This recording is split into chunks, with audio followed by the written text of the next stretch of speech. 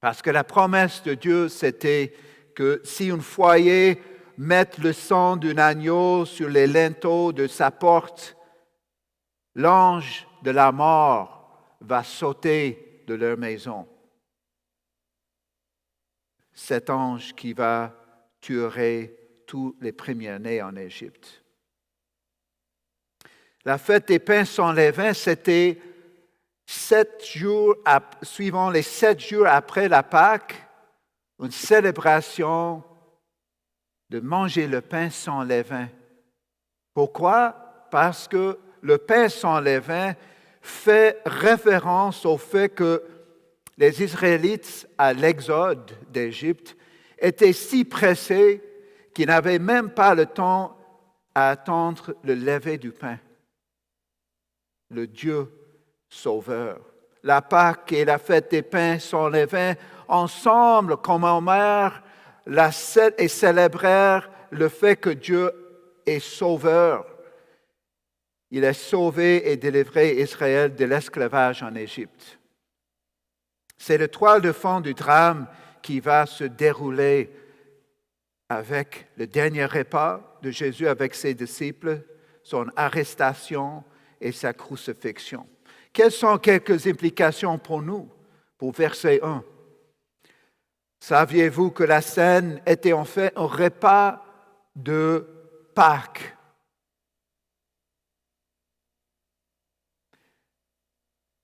Quand j'étais jeune, plus jeune dans la foi, j'avais de la misère à comprendre comment prendre la scène. J'étais trop introspectif. Je pense qu'il y a les gens qui prennent la scène, ils sont trop introspectifs jusqu'au point d'oublier l'Évangile.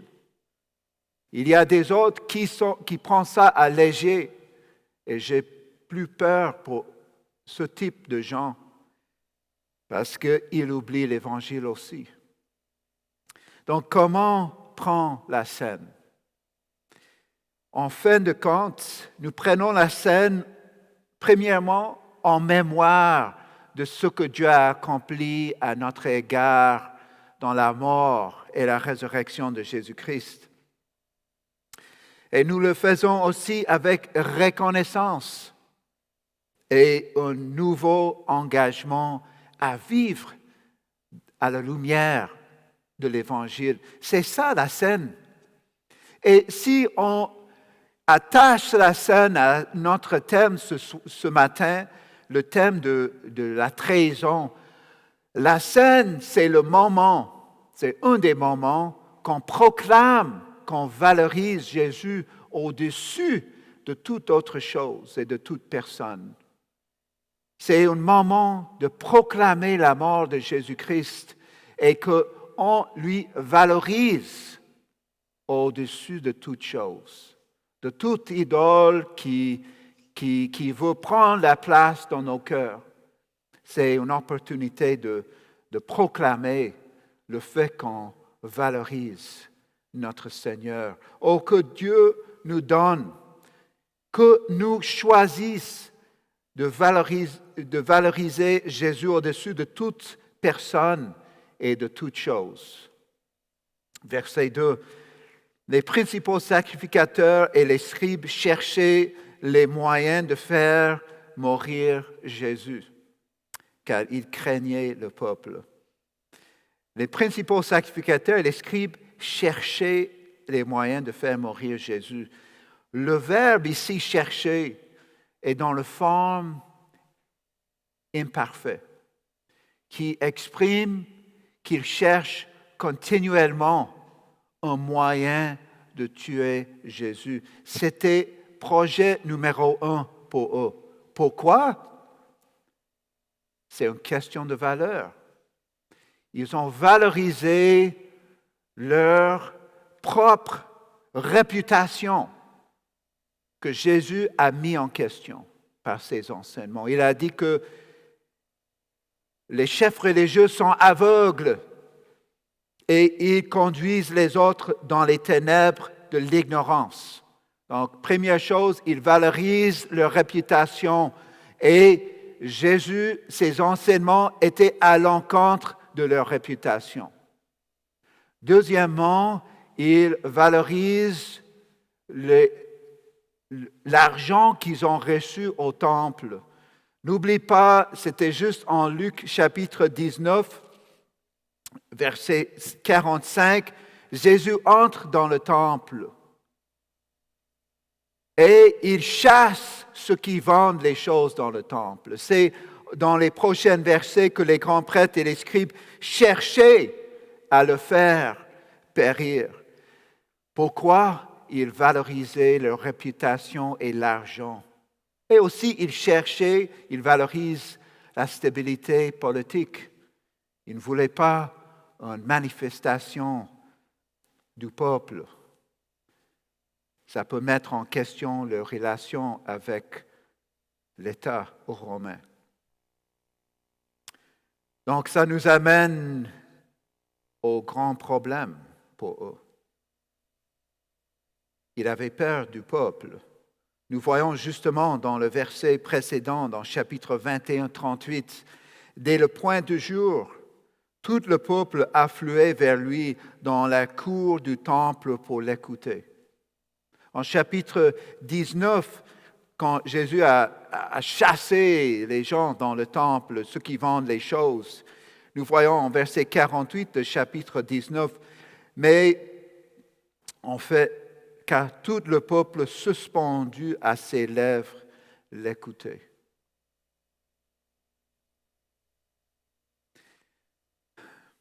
En fait, on peut estimer qu'il y avait envers 100 000 personnes dans Jérusalem et aux alentours pour célébrer la Pâque. Et la réputation positive de Jésus auprès des foules rendrait une arrestation trop risquée. Donc, il cherchait d'arrêter Jésus en cachette. C'est ça. Donc, c'est un complot.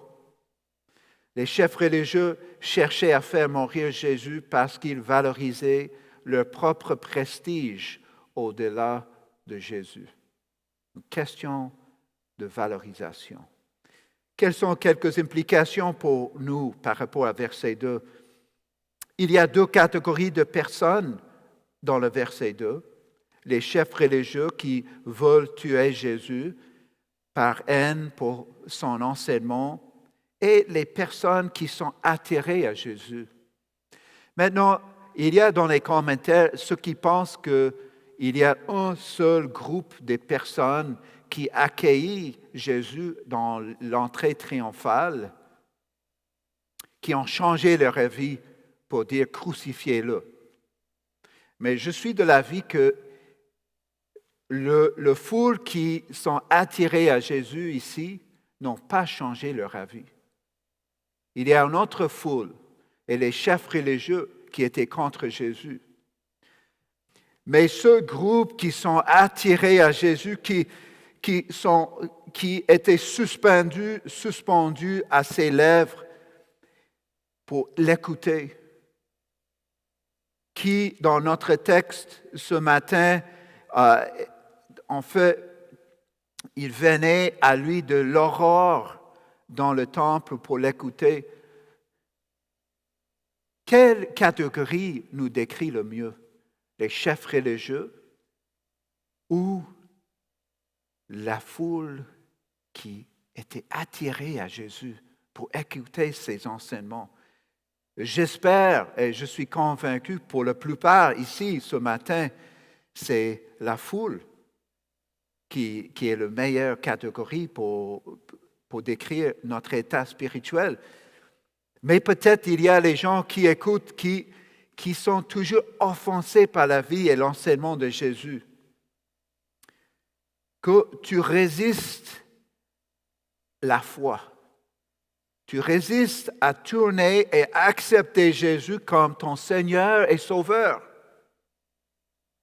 Ce matin, c'est le temps de venir à lui, de lui accepter comme ton Seigneur et Sauveur. De valoriser Jésus au-dessus de toute autre chose et personne, de tout autre projet dans ta vie. Verset 3, où Satan entra dans Judas, Judas, surnommé Iscariote, qui était du nombre des 12. Alors que les chefs religieux cherchaient à tuer Jésus, Satan entre dans le récit. C'est comme si les efforts humains avaient atteint un obstacle stratégique. Et Satan veut assurer l'avancement de ce projet. Que savons-nous de Satan dans Luc? Le nom Satan vient en fait du mot hébreu Satan, qui signifie adversaire. Dans Luc 4, le diable, pendant les 40 jours au désert, a essayé de tenter Jésus. En verset 13, à la fin de ce temps d'essayer de tenter Jésus, on a ce verset très intéressant. Luc 4, verset 13. Lorsque le diable eut achevé de le soumettre à toutes sortes de tentations, il s'éloigna de lui jusqu'au temps fixé. Donc nous savons dans Luc que le Satan était un adversaire de Dieu et de son Messie, et qu'il cherche un moment opportun pour faire tomber Jésus. Dans notre culture, nous ne pensons pas souvent à la réalité de Satan. Nous vivons souvent comme s'il n'était même pas réel. Mais ce n'est pas le cas pour la majorité du monde.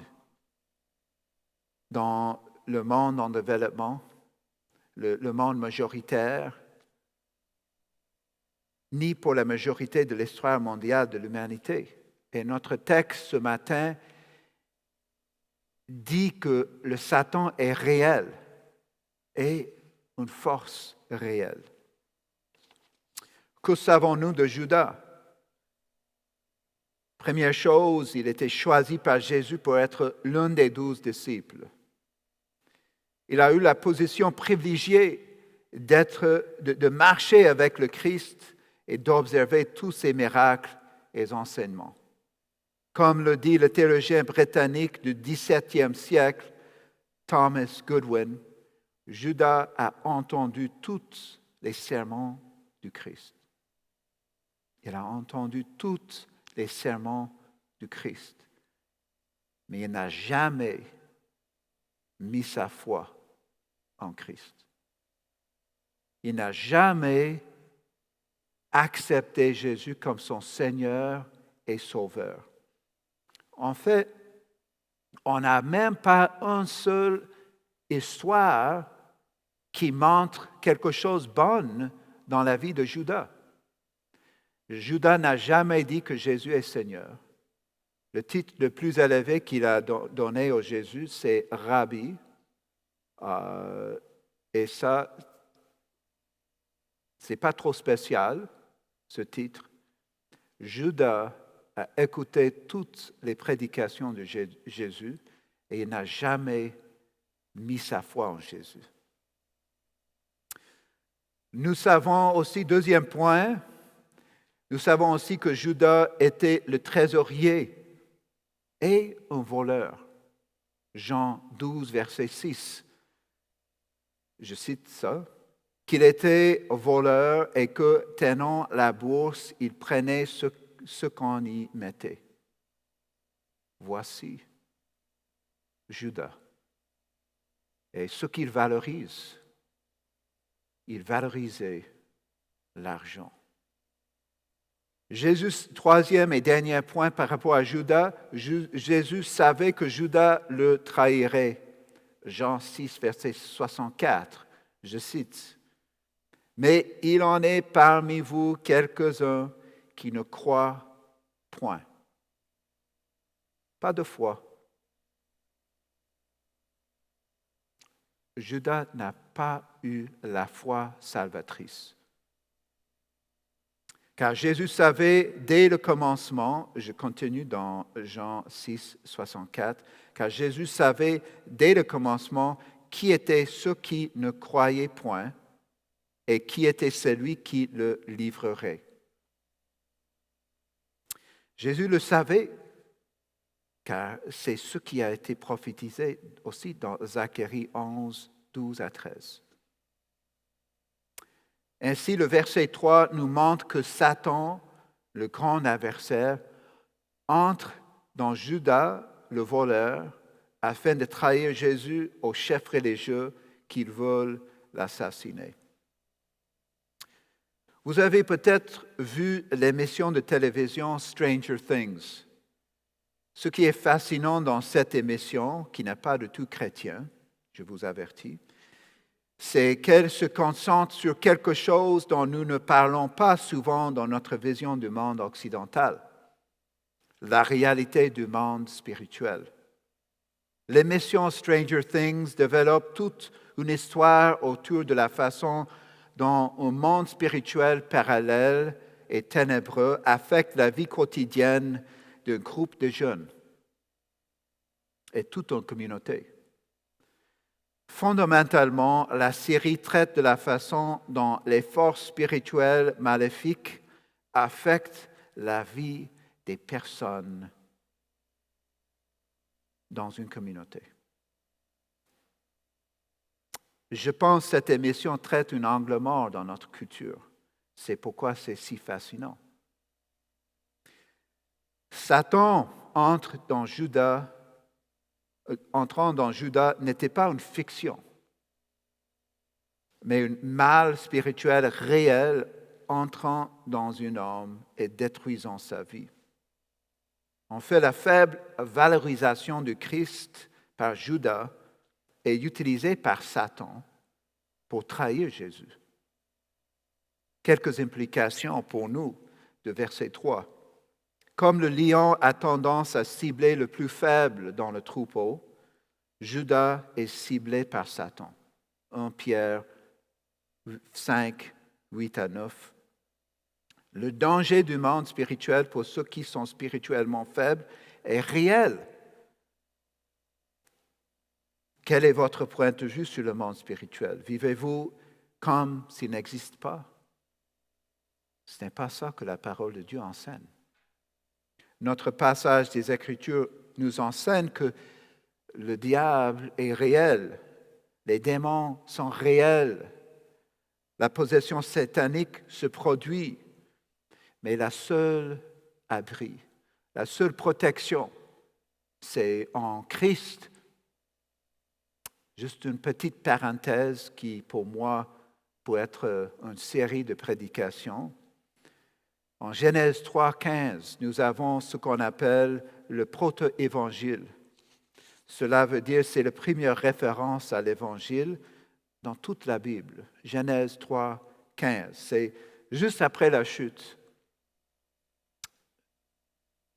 Elohim, Dieu, parle et il dit ces mots-ci, Genèse 3,15. Il dit au serpent, je mettrai l'inimitié entre toi et la femme, entre ta postérité et sa postérité. Celle-ci t'écrasera la tête et tu lui blesseras le talon. Je suis convaincu que Adam et Ève ont pensé que Abel était peut-être la réponse à cette promesse, mais il était tué dans le champ par Caïn. Et les commentateurs voient ici un thème. On a en fait la descendance du serpent, la postérité du serpent dans le monde et la postérité de la femme. Et l'Évangile est clair que la postérité de la femme qui va écraser la tête du serpent, c'est rien d'autre que notre Seigneur Jésus-Christ sur la croix. On peut développer ça dans Colossiens 3, que Christ a triomphé sur toutes les forces de ténèbres par la croix. Triomphé. Donc, la promesse de Genèse 3, 15 est accomplie sur la croix. Accomplie sur la croix.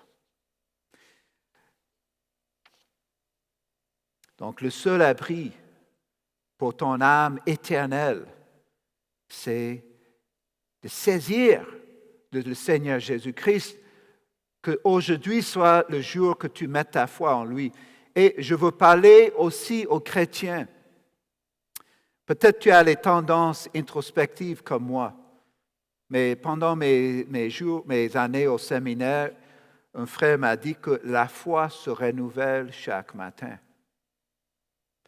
Si tu as les doutes par rapport à ta foi,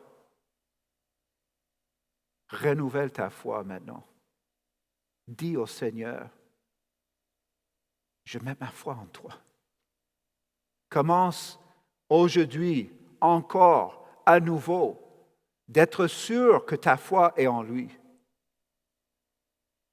Versets 4 à 5. Et Judas alla s'entendre avec les principaux sacrificateurs et les chefs des gardes sur la manière de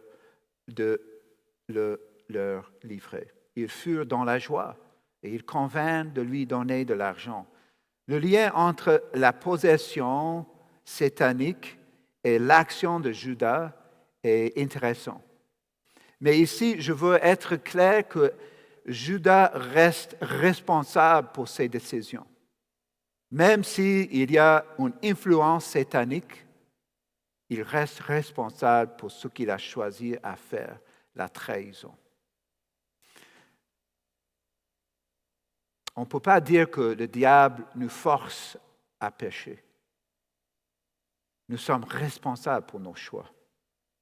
Je veux aussi souligner ici que nous voyons en Judas une mauvaise trajectoire tout au long de sa vie dans les évangiles. On n'a même pas au moment qu'on voit, on a l'étincelle de la foi en Judas. Même pas, c'est tous les mauvais exemples dans sa vie. Donc, il était dans une mauvaise trajectoire et comme Satan cherche le plus faible dans le troupeau, il a vu Judas, il a profité de sa faiblesse.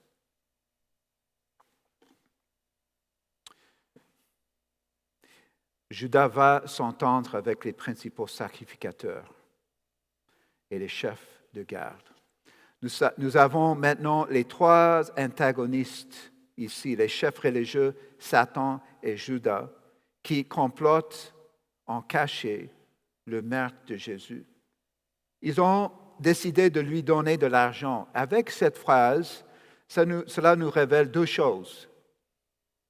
C'est l'accomplissement de la prophétie dans Zacharie 11, 12 à 13. Zacharie 11, 12 à 13. Mais aussi, deuxièmement, ça révèle la motivation de Judas. Qu'est-ce qu'il valorisait? C'est l'argent. Et la trahison est toujours une question de valorisation. A.W. Tozer, en fait, c'était un des écrivains préférés pour ma grand-mère qui est avec le Seigneur. Je vous recommande ses livres. Il est très, très puissant. Il dit ici, je cite, « Judas Iscariote n'était pas une personne très méchante, juste un simple aimant de l'argent. Et comme la plupart des amoureux de l'argent, il ne comprenait pas le Christ. » Question de valeur. Verset 6, après s'être engagé, il cherchait une occasion favorable pour leur livrer Jésus à l'insu de la foule. C'est une collaboration diabolique pour assassiner Jésus. Notez que le même verbe est utilisé en verset 2 et en verset 6. Chercher. Même forme verbale aussi, dans la forme imparfaite. Cela veut dire chercher continuellement. C'est projet numéro 1, c'était le projet numéro 1, l'objectif numéro 1 pour les chefs religieux, en verset 2. Objectif numéro 1 pour Judas maintenant. Et nous voyons comme un triade des ennemis maintenant qui travaillent en cachet pour tuer Jésus. Et ils s'engagent à chercher une opportunité favorable. Même une occasion favorable, pour moi, ça fait un écho de Luc 4, 13, quand le diable laisse Jésus jusqu'au moment fixé. Pour moi, c'est un écho. Loin de la foule. Donc, comme le péché marche souvent, c'est en cachet. Ce n'est pas en plein jour, mais en cachet. Judas trahit Jésus parce qu'il valorisait l'argent plus que le fait d'être un disciple de Jésus. Il n'était pas même un disciple de Jésus. Il valorisait l'argent. Quelques implications pour nos vies. On a tous les problèmes avec les idoles dans nos cœurs. Jean Calvin a dit que nos cœurs sont comme les usines des idoles. Je vois ça dans ma vie, d'être attiré par le matérialisme. Je travaille avec les jeunes hommes qui cherchent la pureté sur l'Internet. Quelle est l'idole qui est proche à ton cœur? Maintenant que tu as ciblé l'idole qui est proche à ton cœur, maintenant, je veux t'aider à réfléchir pour un instant. Est-ce que cette idole est en train de prendre la première place dans ton cœur? Ou est-ce que ta foi en Jésus, le fait d'être un disciple de Jésus, est en train de pousser sur cette idole afin que cette idole soit évacuée de ta vie, de ton cœur? Le combat entre la foi et nos idoles, c'est un combat réel et quotidien. Si le combat n'est pas là, on a un problème. Et on ne voit pas le combat dans le cœur de Judas. On voit tout au long des textes qui parlent de Judas, il aimait l'argent. Il n'a pas, comme Tozer a dit, il n'a rien compris par rapport au Seigneur Jésus-Christ. Et le Seigneur Jésus, même, il savait ceux qui ne croient pas parmi ses 12, ceux qu'il va lui trahir. Ce n'était pas une surprise pour Jésus. Mais qu'est-ce que tu fais avec les idoles dans ta vie? C'est ça la question, parce que les idoles sont très, très dangereux. Et je vous encourage maintenant de prendre l'exemple, le mauvais exemple de Judas, et de mettre ça directement devant tes yeux ce matin. L'exemple d'une personne qui n'a jamais évacué les idoles de son cœur, ce qu'il valorise plus que le Seigneur. John Wesley, le célèbre théologien et évangéliste du 18e siècle, qui avait grandi dans une famille chrétienne. Écoute, j'ai lu ça ce matin.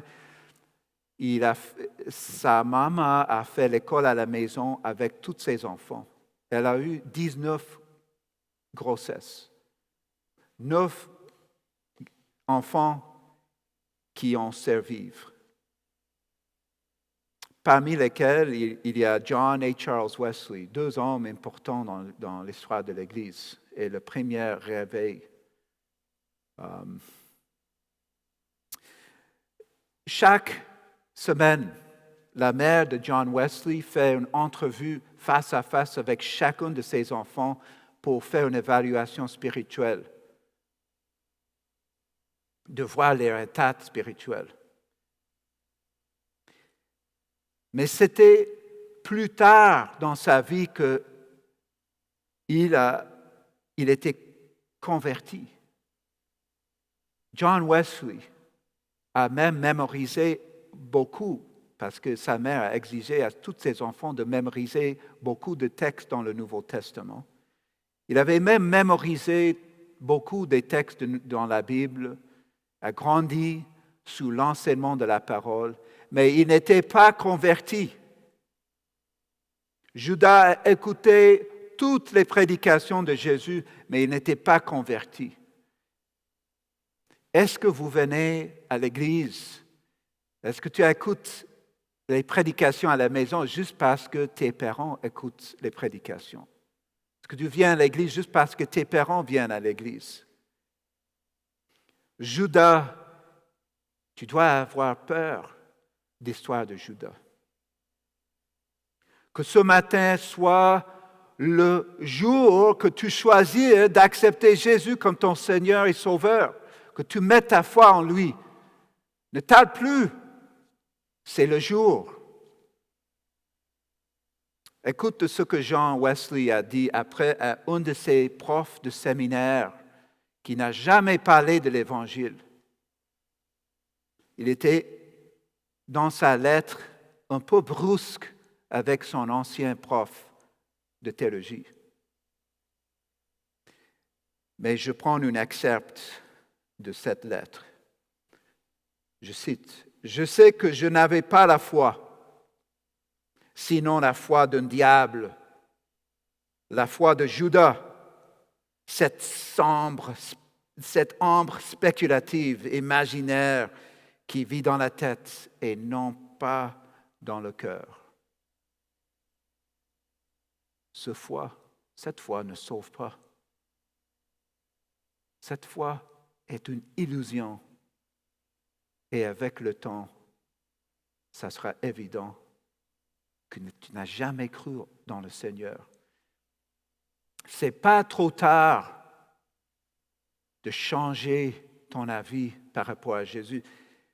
Écoute, même entre la première fois que j'ai prêché cette prédication ce matin et le deuxième maintenant, je dis, Seigneur, je mets ma foi en toi. Je veux être sûr que ma foi est en toi. Écoute, la vie, ça file, mes amis. Les derniers 10 ans, les derniers 20 ans, j'ai reçu mon diplôme de séminaire il y a presque 20 ans. Ceux qui sont plus âgés parmi nous, et je sais que Billy Graham a dit que pour lui, une des choses les plus remarquables, c'est combien les années filent. Et le plus âgé que vous êtes, le plus vite que les années filent devant toi. C'est vrai, oui. Ceux qui sont jeunes ici, tu n'as pas beaucoup de temps. Et nous, ceux qui sommes âgés, on a moins de temps. D'être sûr que ta foi est en Jésus. Donc, nous voyons ici que Judas est un mauvais exemple de quelqu'un qui a écouté tout au long de trois années toutes les prédications de Jésus, mais il n'a jamais compris qui est Jésus. Il a valorisé son idole au-dessus de Jésus. C'est pourquoi il a trahi Jésus. Qu'est-ce que tu valorises? Qui valorises-tu? Amen.